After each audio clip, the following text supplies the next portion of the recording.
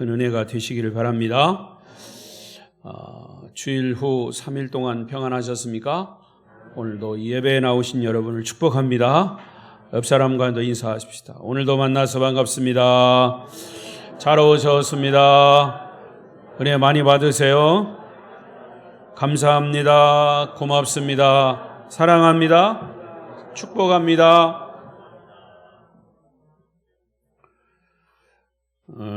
오늘 이 수요 예배도 비대면 영상으로 예배하시는 분들 가운데도 함께 하시기를 바랍니다. 수요 예배는 고린도 전서의 말씀을 계속 설교하고 있습니다. 지난주 수요일에는 추수감사절이 있었기 때문에 감사에 대한 말씀을 했고요. 고린도 전서의 말씀을 계속 이어가고 있는데 오늘은 성도의 이혼과 독신 문제에 대한 말씀을 같이 나누겠습니다. 여러분, 음식을 먹을 때 편식을 해야 합니까? 골고루 먹어야 합니까? 당연히 골고루 먹어야 되죠. 골고루 먹어야 건강합니다. 편식을 하면 나중에는 어딘가 탈이 납니다. 영적인 양식도 마찬가지. 저는 한동안 이 주제 설교를 많이 했습니다. 거기에 따른 주제를 정해놓고 성경 말씀을 찾아서 설교하는 것. 근데 주제 설교를 하다 보니까 편식이 돼요. 하고 듣기 좋은 설교, 성도들이 듣고자 하는 설교, 그런 것만 골라서 하게 되더라고요. 그래서 이거는 아니다 싶어서 하나님께서 나름대로 깨달음을 주셔서 이제 어느 해인가부터는 설교를 하되 강해식으로 처음부터 차근차근, 그러다 보면 우리가 사는 모든 주제가 다 나와요. 그래서 이 육신도 편식을 하면 안 되듯이 하나님의 말씀도 영적인 양식, 이것도 골고루 먹어야 된다라는 그런 설교 철학을 가지고 있습니다. 그래서 사실 이 오늘 같은 말씀도 이혼과 독신의 문제, 이거 어떤 사람에게는 이런 것이 불편할 수 있어요. 또 어떤 사람에게는 상관없는 말씀일 수도 있어요. 그런데 성경은 모든 말씀이 저와 여러분에게 해당되는 거고 우리의 삶에 필요한 영의 양식이 됩니다. 오늘도 주시는 이 말씀에 여러분에게 큰 도전과 또 영혼의 양식이 되시기를 바랍니다. 이 고린도전서 7장은 고린도 교회가 부딪히고 있는 하나의 문제, 또 하나의 문제, 이것은 성도의 결혼과 관련된 문제입니다. 요즘 이 사회가 이 가정의 문제가 가장 크게 대두되고 있습니다. 특히 이혼의 문제, 그리고 성적인 그런 문란의 문제. 근데 이것은 지금 이 시대에만 해당되는 게 아니고 이미 고린도 교회의 초대 교회입니다. 초대 교회 때 고린도라고 하는 도시에서 이미 이런 것들이 행해지고 있었습니다. 그러니까 이 말은 우리 예수님 오시고 약 신약시대 2000년 시대가 2000년이 지났습니다. AD 2000년이니까. 그때 초대교회부터 지금까지 이 사회 속에서 일어나고 있는 문제가 이런 성적인 문제, 가정의 문제, 가정 파괴의 문제. 그러니까 지금 우리가 살고 있는 이 시대에도 아주 심각한 문제입니다. 과거만 해도 우리 여기 어르신들이 처음에 결혼하실 때만 해도 여자가 시집을 가면 너는 시댁의 귀신이 되라. 친정에 오지도 못했어요. 권사님 그렇죠? 그랬습니다. 그때만 해도.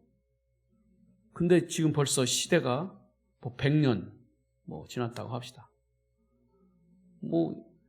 그런 얘기를 하면 그건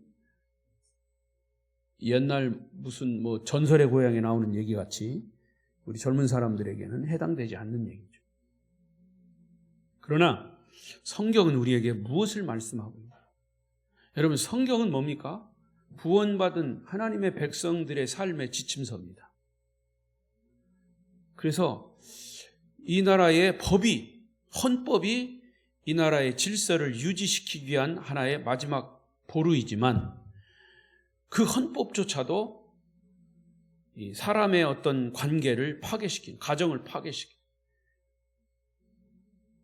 이 성차별 문제 바로 그겁니다. 동성애 이거. 그러니까 사실은 그 어떤 나라의 법도 그리스도인들에게 있어서의 맞는 그런 법이 없어요. 오직 그리스도인들에게 맞는 법이 있다면 그것은 구약과 신약, 하나님의 말씀의 법입니다. 그것이 우리의 삶을 지탱하는 그런 법이에요. 그러니까 여러분, 바울이 이 고린도전서 7장에서 다루고 있는 이 문제, 가정의 문제, 정식으로 고린도 교회가 사도 바울에게 서면으로 질문했던 겁니다. 고린도 교회를 개척한 사도 바울이죠. 사도 바울은 그 교회를 개척하고 또 다른 곳에 가서 교회를 개척하는 그런 상황에서 고린도 교회가 성장하면서 직면하고 있는 가장 큰 문제가 바로 이 성적인 문제예요. 가정의 문제. 그래서 교회를 개척한 사도 바울에게 서면으로 질문을 했습니다. 이런 부분은 어떻게 해야 합니까? 그래서 바울이 그 부분에 대해서 정중하게 서신으로 답변한 것이 고린도 후서입니다. 특히 고린도라고 하는 지역은 영적으로 굉장히 타락한 지역이에요. 거기는 이 타락한 이유가 뭐냐? 사실은 그 고린도라고 하는 곳은 굉장히 부유한 그런 항구 도시예요. 지금도 성지순례 가면 이 그리스 터키 지역에 이 고린도가 있습니다.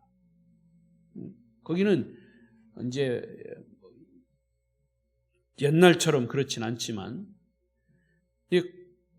그 바울이 살던 이 시대만 해도 이 고린도라고 하는 이 도시는 엄청나게 부한 도시예요.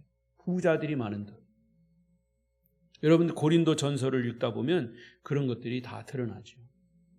그러니까 부자들이 많을수록 이 성적인 타락이 더 활발했습니다. 교회 안에도 그런 사회적인 그런 문제들이 들어와서 교회에서 자꾸 문제를 일으키니까 결국에는 고린도 교회에서 바울에게 질문을 한 거예요. 그래서 바울이 편지를 쓰고 특히 영적으로 문란한 부분에 대해서는 이제 정리를 해서 편지를 한 것이 고린도전서 후서입니다. 특히 이 고린도전서 7장 여러분들이 보시듯이 굉장히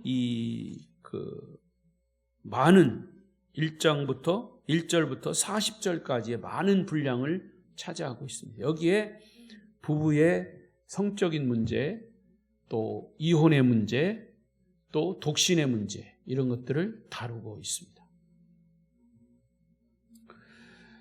어떤 사람은 그런 거는 좀 설교할 때 좀 불편하니까 그냥 은근슬쩍 넘어갔으면 좋겠다. 어떤 사람들은 그렇게 얘기해요. 근데 제가 아까 말씀드린 대로 성경은 절대로 편식을 하면 안 돼. 이거는 내게 좋으니까 은혜가 되니까 듣고 이거는 조금 듣기 거북하니까 듣지 않고 영적인 편식은요, 굉장히 무서운 결과를 가져옵니다. 따라 그렇게 전제를 하고, 지지난주 수요일에는 이 부부의 성적 타락에 대한 문제를 다뤘고요. 오늘은 이혼의 문제와 독신의 문제를 성경은 우리에게 어떻게 말씀하고 있는지 우리가 함께 나눠보겠습니다. 우선 성도의 이혼의 문제. 성도가 이혼하면 되냐? 이혼할 수 있냐?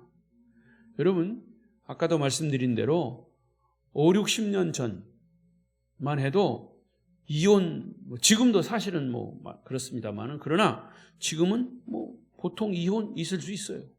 보통으로 생각합니다.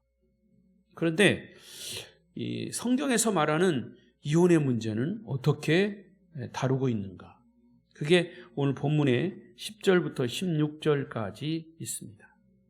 그런데 되도록이면 이 10절부터 16절까지의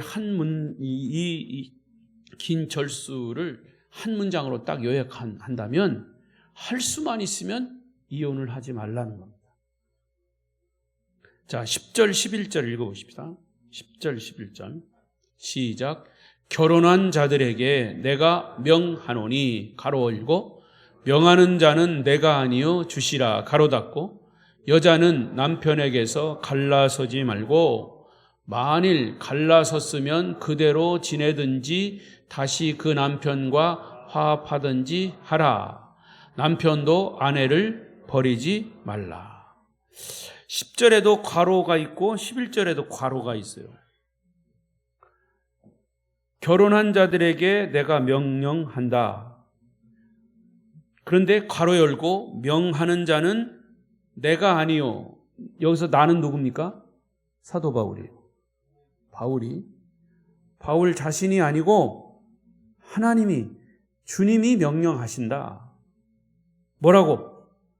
여자는 남편에게서 갈라서지 말고, 또 가려 열고, 만일 갈라섰다면 그대로 지내든지, 갈라선 대로 지내든지, 이혼한 대로 지내든지, 다시 그 남편과 화합하든지 하라. 그리고 남편도 아내를 버리지 말라. 자, 이 부분에서 바울은 성도의 이혼 문제만큼은 아주 단호하게 얘기하는 거예요. 어떻게? 이혼하지 말라는 겁니다. 예수님도 마태복음 19장 5절 6절에 이렇게 말씀하셨어요. 시작. 말씀하시기를, 그러므로 사람이 그 부모를 떠나서 아내와 그 둘이 한 몸이 될지니라 하신 것을 잊지 못하였느냐? 그런즉 이제 둘이 아니요 한 몸이니, 그러므로 하나님이 짝지어 주신 것을 사람이 나누지 못할지니라 하시니. 목사님들이 주례할 때 이 본문을 많이 사용합니다. 하나님이 부부로 짝지어 준 것, 연애를 했던, 중매를 했던, 짝사랑을 했던, 아무튼 부부가 부부의 인연을 맺으면 그것은 하나님이 짝지어 준 거다. 그렇게 알아라는 거죠. 믿습니까? 못 믿겠어요? 여러분, 요즘요, 이 결혼의 행태, 결혼의 유행이라고 그럴까요?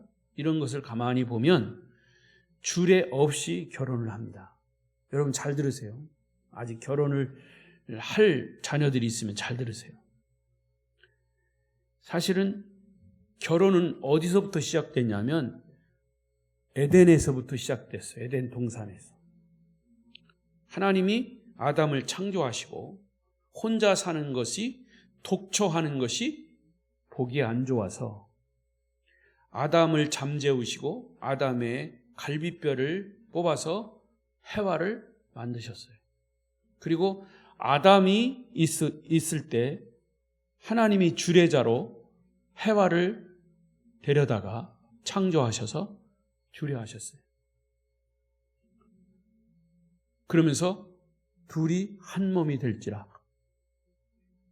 하나님이 창조하신 것이 두 가지입니다.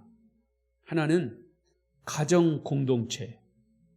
그래서 거기서 아들, 딸 낳고 번성하라 그랬습니다. 하나님 주례자셔요. 그리고 또 하나님이 창조하신 공동체가 뭐냐? 교회 공동체입니다. 교회. 그러니까 하나님이 부부로 짝지어 주신 것을 사람이 나누지 못할지니라. 그래서 과거에는 믿지 않는 사람들도 꼭 주례자가 주례를 해서 이제 부부의 연을 맺게 했습니다. 그래서 모든 증인들 앞에서 부부됨을 선언했습니다. 근데 요즘은 그게 유행인지 뭔지 특히 이 믿는 사람들을 미국만 하더라도요, 믿지 않는 사람들도 교회가 있으면 빈 교회에 목사님을 초청해서 목사가 그 부부의 주례를 서서 법적으로 그렇게 부부의 연을 맺게 해줍니다. 성경적이죠. 근데 요즘은 그런 것들이 무너졌어요. 어떻게 무너졌느냐? 주례자 안 세우고 자기네끼리 결혼식을 합니다. 그리고 양쪽 부모님들이 나와서 덕담을 해요. 여러분, 그것은 절대로 성경적이지 않고 그것은 어떤 결과를 초래하느냐? 언제라도 헤어질 수 있는 거예요. 왜 이 주례자를 세우느냐 하면 그건 모든 사람들 앞에서의 공식적인 증인입니다. 성경도 이제 둘이 아니요 한 몸이니 그러므로 하나님이 짝지어 주신 것을 사람이 나누지 못할지니라. 이게 하나님의 법이에요. 그러니까 부부가 이혼하는 것은 결코 하나님의 뜻이 아닙니다. 할 수만 있으면 이혼하지 말아야 합니다. 그런데 사람이 살다 보면 부부가 여러 가지 갈등 때문에 이혼이라고 하는 고통스러운 문제를 만날 수도 있습니다. 그때는 어떻게 합니까? 자, 그 부분에 대해서 사실은 또 문을 열어놨어요. 오늘 본문 10절, 11절을 유심히 보십시오. 10절, 11절. 오늘 본문입니다. 시작. 결혼한 자들에게 내가 명하노니 가로 열고 명하는 자는 내가 아니요 주시라 가로 닫고 여자는 남편에게서 갈라서지 말고 가로 열고 만일 갈라섰으면 그대로 지내든지 다시 그 남편과 화합하든지 하라 가로 닫고 남편도 아내를 버리지 말라. 여기 10절에서 괄호로 처리된 부분을 보면 이렇게 명령하는 자가 누구라고 그랬어요? 바울이 아니고 주님이시라고 그랬어요. 바울이라고 하는 사람이 성도들에게 권면하는 것이 아니라 이혼하지 말라라고 하는 것은 주님의 명령이라 그 말입니다. 이것은 엄연히 창조의 계획에 속하기 때문에 할 수 있으면 이혼하지 말고 부부가 화합을 추구하라. 그러나 부부가 이혼을 할 수밖에 없는 상황이어도 한 영혼을 구원하기 위해서는 이혼하지 말라는 겁니다. 결론은 이혼하지 말라는 거예요. 그래서 요즘 목사님들이요, 교회에서 이 부분에 대해서 설교하기를 좀 꺼려요. 왜? 교회에도 이혼한 사람들이 있기 때문이죠. 자칫 그 사람들에게 상처를 줄 수 있다는 거죠. 근데 여러분, 하나님의 말씀을 이렇게 내가 맛있는 대로 골라 먹으면 편식이 돼요. 음식도 그렇잖아요. 중요한 건 하나님의 말씀을 선포하고 말씀에는 이렇다. 그리고서 거기에 따른 또 다른 어떤 결정과 이것은 본인들이 하는 거죠. 자, 근데 그 뒤에 이제 나온 말씀이 있어요. 부부가 한 사람은 신자고 한 사람은 불신자인 경우, 되게 그것 때문에 헤어지는 경우가 있거든요. 영적으로 부딪혀서. 그런데 성경은 뭐라고 얘기하냐면 더더욱 믿는 사람이, 믿지 않는 남편이, 믿지 않는 이 믿는 아내가 믿지 않는 남편을 뒀을 때는 영적인 트러블이 있죠. 계속 싸웁니다. 근데 그 믿지 않는 남편을 위해서 믿는 아내가 그 남편을 구원하기 위해서라도 이혼하지 말라는 겁니다. 지금도 그렇지만 초대교회 당시에도 남자보다 여자가 예수 믿는 경우가 더 많았습니다. 그러면 여자는 불신자인 남편과 함께 살면서 신앙적인 갈등이 왜 없겠습니까? 여러분, 영적인 갈등이 심합니다. 여러분 잘 들으세요. 우리 아직 자녀들이 결혼 안 한 자녀들이 있으면 연애하다가도 결혼 조건을 쭉 가져옵니다. 근데 결혼 그 조건의 순서를 보면 나는 예수 믿는데, 우리 부모님들 다 예수 믿는데 아내 될 사람 조건을 쫙 붙여요. 예수 믿는 그 순서는, 예수 믿는다 안 믿는다는 이 순서는 어디 있어요? 제일 1번에 가 있어야 되는데 제일 10번에 가 있어. 그러고서 예수 믿는다는 거야. 근데 딱 그렇게 해서 그런 줄 알고 결혼을 딱 시켰더니 웬걸 부모님만 겨우 교회 나가고 그 당사자는 교회 안 나가. 맨날 술이나 퍼먹고 아내 주먹질이나 하고. 그래서 갈등을 겪는 사람들이 많아요. 그러니까 그럼에도 불구하고 어떤 그런 상황이라면 어떻게 해야 되냐? 성경의 말씀대로라면 그 믿지 않는 남편, 내가 믿지 않는 남편을 어떻게든지 하여튼 그렇게 해서 만났다. 그러면 그것 때문에 영적인 갈등을 느끼고 헤어져라. 그게 아니라는 거예요. 그 남편을 구원하기 위해서 네가 그 핍박과 서름을 견뎌라는 거예요. 그게 성경의 말씀이에요. 요즘 그런 사람들 없어요. 갈등 느끼면 그냥 헤어져 버리죠. 왜 그런 줄 아십니까? 결혼할 때 이제 증인도 없고, 증인은 뭐 부모들이 했으니까, 그리고 선서도 그냥 뭐 선서 같지 않은 선서를 했으니까 하나님 앞에 선서하는 거예요. 성경 위에 선서하는 거. 그래도 뭐 헤어지긴 합디다마는. 자, 그러면 여자는 불신자인 남편과 함께 살면서 신앙적인 갈등을 초래합니다. 그런 문제를 오늘 12절부터 14절에서 다루고 있어요. 자, 읽어보겠습니다. 시작. 그 나머지 사람들에게 내가 말하노니 이는 주의 명령이 아니라 만일 어떤 형제에게 믿지 아니하는 아내가 있어 남편과 함께 살기를 좋아하거든 그를 버리지 말라. 어떤 여자에게 믿지 아니하는 남편이 있어 아내와 함께 살기를 좋아하거든 그 남편을 버리지 말라. 믿지 아니하는 남편이 아내로 말미암아 거룩하게 되고 믿지 아니하는 아내가 남편으로 말미암아 거룩하게 되나니 그렇지 아니하면 너희 자녀도 깨끗하지 못하니라. 그러나 이제 거룩하니라.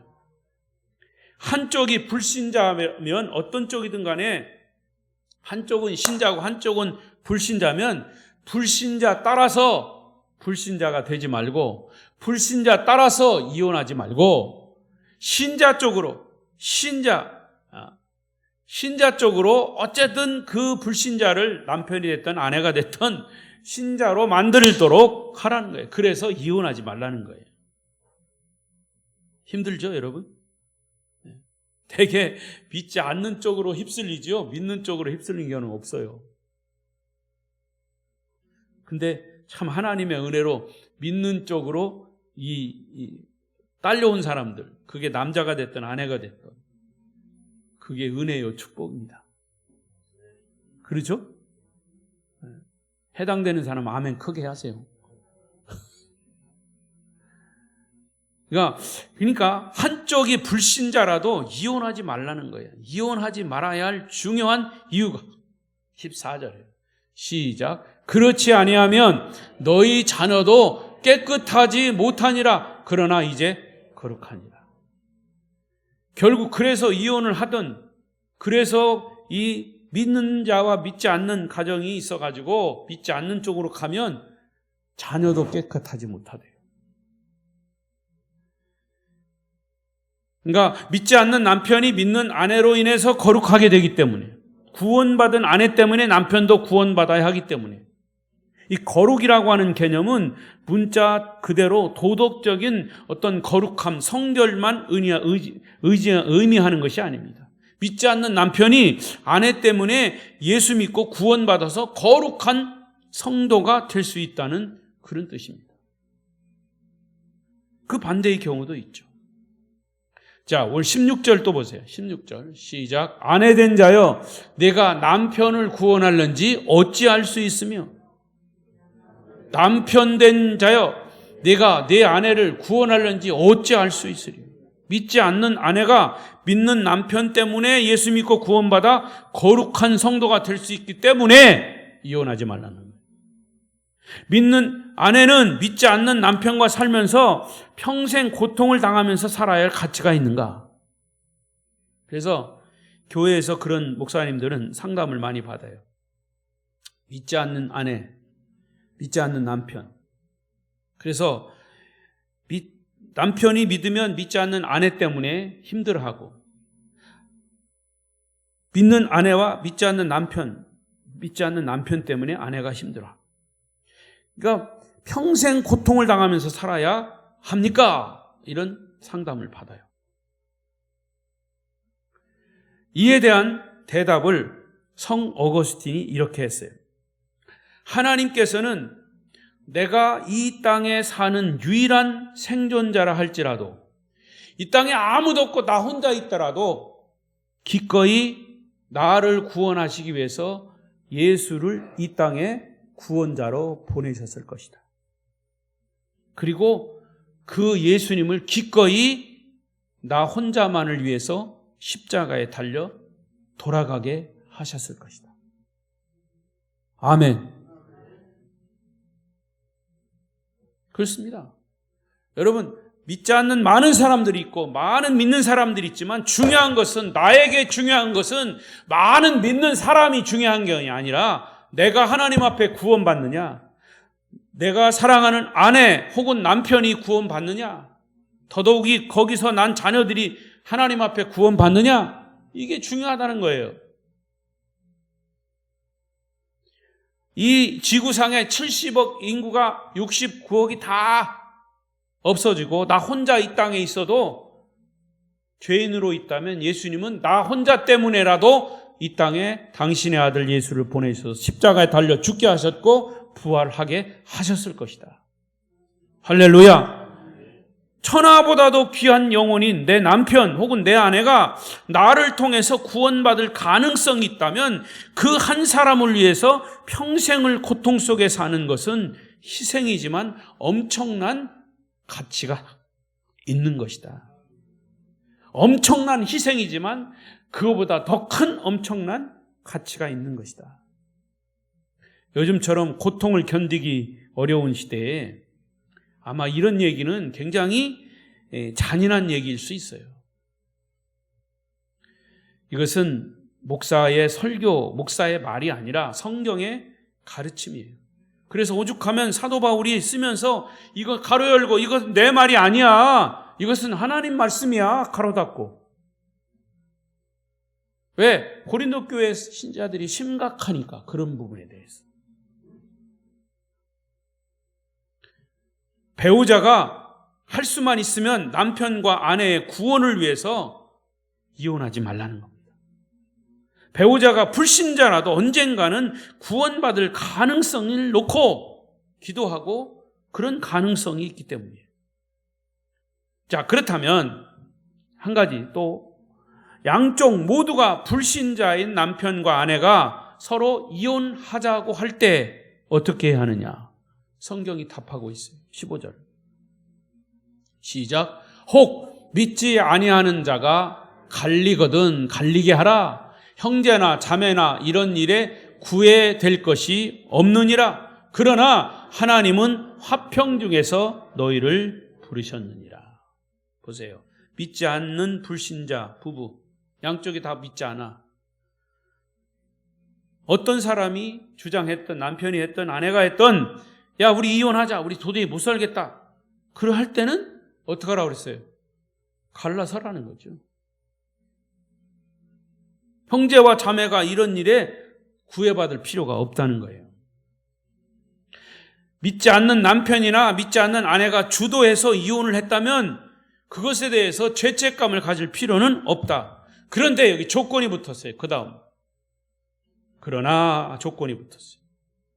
시작. 그러나 하나님은 화평 중에서 너희를 부르셨느니라. 이 말씀을 덧붙였어요. 이 말은 뒤집어서 말하면 그럼에도 불구하고 그들이 구원받을, 전도를 받아서 구원받을 가능성이 있으니까 이혼하지 말라는 거예요.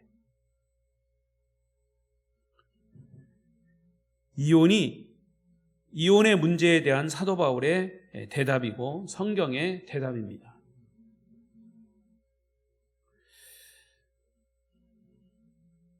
그 다음에 독신 문제에 대한 얘기입니다. 자, 고린도전서 7장은 이 결혼 문제의 독신 생활의 문제를 구체적으로 다루고 있어요. 이것도 간단한 문제는 아닙니다. 여러 가지 종류의 독신 생활이 있어요. 결혼을 하지 않고 혼자 된 사람, 결혼 생활을 하다가 사별을 해서 혼자 된 사람, 이혼을 해서 혼자 된 사람. 이 여러분들이 잘 아시듯이 지금 이 한국 사회도 여러 가지 종류의 독신자들이 많아졌습니다. 그래서 거기에 따른 여러 가지 그 유행어도 많이 있는데 저는 다 알 수도 없어요. 지금 이 사회에 큰 문제로 부각되고 있는 것이 바로 독신 생활입니다. 여러분, 당장 독신 생활에 오는 피해가 뭡니까? 앞으로 50년 후면 우리나라 자체가 없어진대요. 인구가 없어서. 그게 이제 독신 생활의 폐해입니다. 여러분, 나라가 힘이 있다 없다는 뭘로 얘기합니까? 인구로 얘기하는 거예요. 인구로. 못 사는 나라도 인구가 많으니까 인도 같은 나라. 거긴 이제 계급 사회이지만은 못 사는 데는 엄청나게 지금도 거의 피폐합니다. 그런데도 거기 인도도 인구가 많으니까 누가 못 건드는 거예요. 중국도 왜 저렇게 큰 소리 치니까? 인구가 많으니까 그래.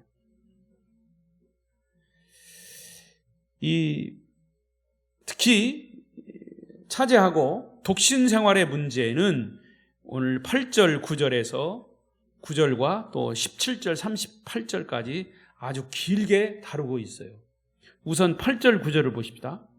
시작. 내가 결혼하지 아니한 자들과 과부들에게 이르노니 나와 같이 그냥 지내는 것이 좋으니라. 만일 절제할 수 없거든 결혼하라. 정욕이 불같이 타는 것보다 결혼하는 것이 나으니라. 여러분, 성경은요 뜬구름 잡는 얘기가 아니에요. 성경은 우리의 삶에 구체적으로 삶의 방법을 알려주고 있어요. 특히 가정의 문제도 그렇습니다. 오늘 이 고린도전서에서 다루고 있는 것은 가정의 부부의 성적인 문제, 이혼의 문제, 독신의 문제, 굉장히 구체적으로 다루고 있어요. 고린도 교회가 이렇게 심각했었어요. 자, 그러면 독신자는 어떻게 살아야 하는가? 첫째는 할 수만 있으면 혼자 살라는 것이 바울의 첫 번째 대답이에요. 바울도 결혼 안 하고 혼자 살았어요. 그건 왜 그랬습니까? 그런 분명한 이유가 있었어요. 그는 결혼 안 하고 오직 복음을 전하는 목적 때문에 혼자 살았어요. 특히 여기의 경우는 환난을 당하는 경우에는 혼자 있어라 그랬어요. 환난을 당한 경우. 자, 고린도전서 7장 25절 6절 시작. 처녀에 대하여는 내가 주께 받은 계명이 없으되 주의 자비하심을 받아서 충성스러운 자가 된 내가 의견을 말하노니 내 생각에는 이것이 곧 임박한 환난으로 말미암아 사람이 그냥 지내는 것이 좋으니라. 임박한 환난, 이게 뭐냐면 그 당시 고린도 교회가 초대교회인데 그 당시 박해를 받고 있던 이 초대교회 그리스도인들의 상황을 말하는 거예요. 지금도 지구촌 곳곳에는 그리스도인들의 박해가 엄청나게 심합니다. 모슬렘 지역은 예수 믿는 거 법으로 금했어요. 그래서 예수 믿는 거 들통나면 선교사들이 와서 선교하다가 들통나면 추방당합니다. 잘못하면 감옥에 갑니다. 이렇게 아주 기독교가 박해가 그 당시에도 심했어요. 그런 박해를 받는 특별한 상황, 고난이죠. 임박한 환난. 만약 이러한 고통과 박해 시대에 결혼해서 가족이 있으면 가족 전체가 같이 환난을 받게 되고 고통이 배가 되기 때문에 결혼하지 않고 혼자 지내는 것이 좋다는 것이 바울의 첫 번째 메시지입니다. 이런 경우에는 결혼을 안 하는 것이 좋다. 두 번째, 독신 생활에 대한 두 번째 교훈은 부르심에 따라 하라는 거예요. 혼자 살 수 있는 능력이 있다면 그것은 독신에 대한 부르심이에요. 그래서 17절부터 24절까지 이 부르심에 대한 이야기를 다루고 있는데 읽지 않겠습니다. 너무 길어가지고. 독신자로 살아야 할 하나님의 부르심, 누굽니까? 바울이죠. 지금은 많이 달라졌습니다만은 과거에 여자 전도사님들이 하나님의 부르심 받고 신학교 가면 전도사가 되면 결혼 안 했어요. 제가 1974년도에 지금 아현동, 서울 아현동에 있는 지금 아현성결교회에 있는 그 신학교에 서울신학대학에 들어갔는데 여자들이 왔어요. 여학생들이 왔는데 위에는 하얀 저고리, 밑에는 검은 치마. 그래서 들어왔어요. 그때는 파마도 못했어요.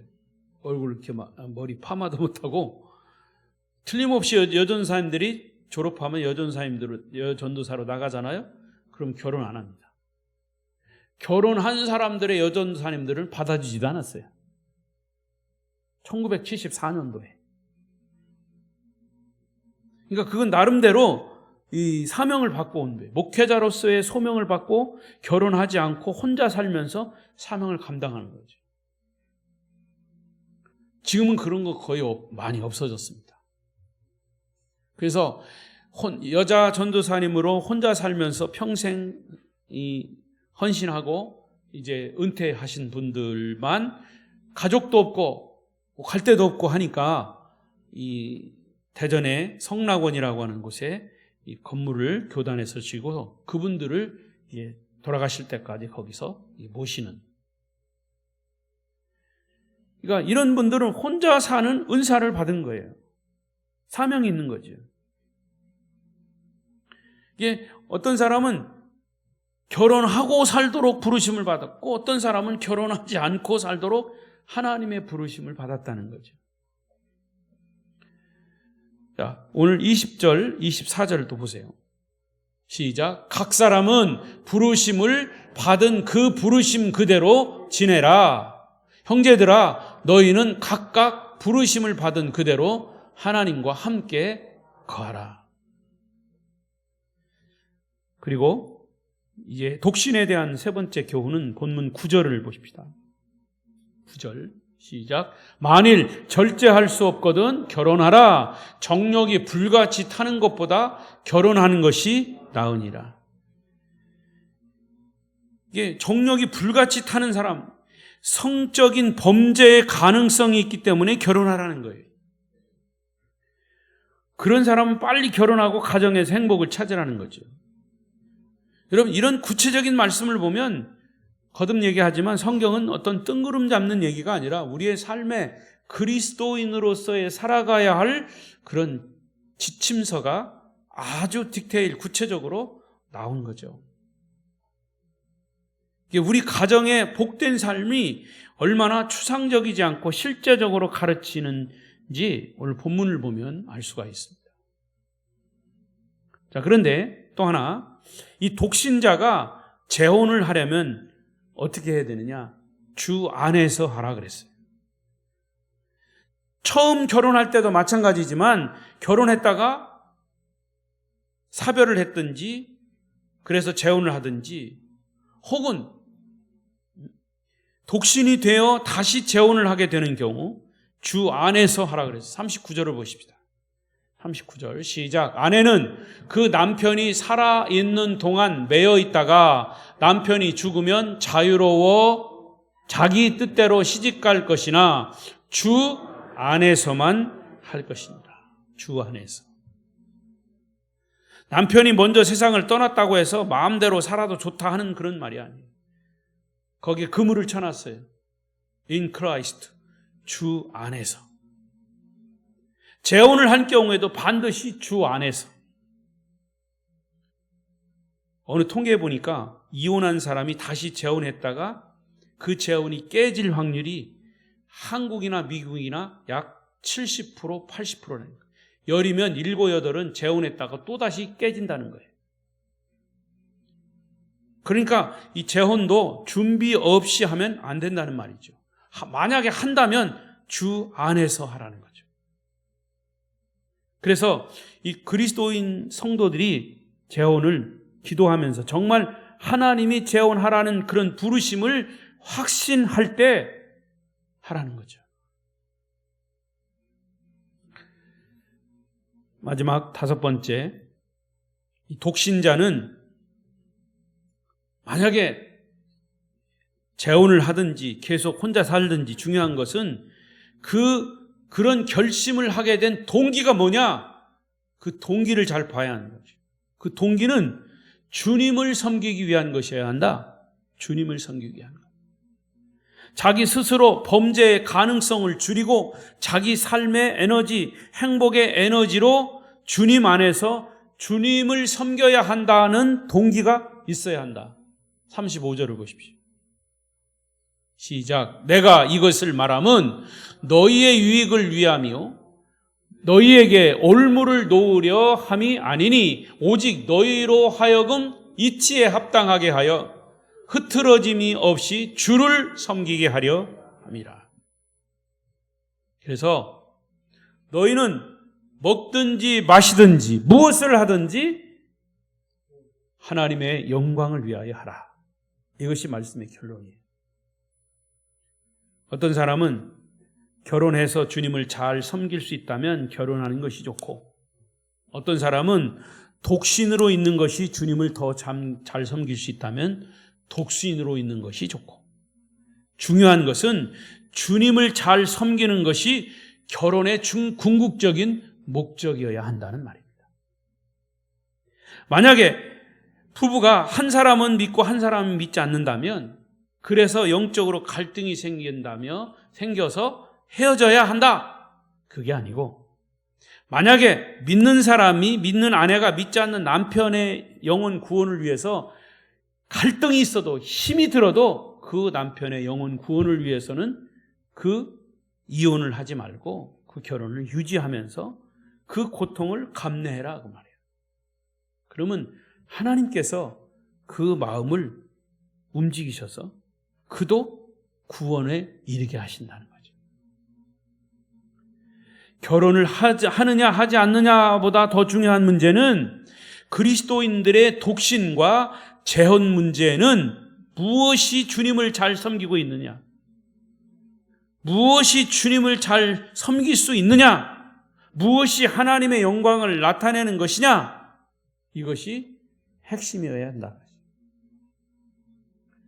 자, 고린도전서 10장 31절 제가 말씀드린 것, 이 말씀을 크게 읽고 기도하겠습니다. 시작. 그런즉 너희가 먹든지 마시든지 무엇을 하든지 다 하나님의 영광을 위하여 하라. 기도하겠습니다.